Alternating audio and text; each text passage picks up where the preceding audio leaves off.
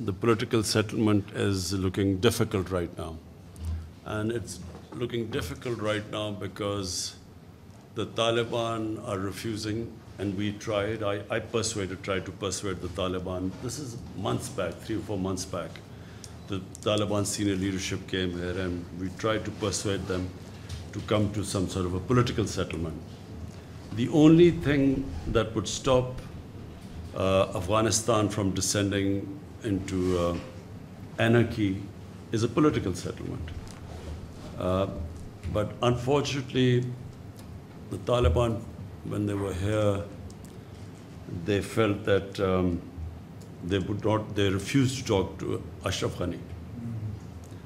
Their condition is that as long as Ashraf Ghani is there, we are not going to talk to the Afghan government. They are now trying everything to somehow get the Americans back into Afghanistan. You know, the whole posturing right now is that they're blaming the Americans for this debacle, Pakistan and the Americans. And they are trying to somehow persuade the Americans to actually intervene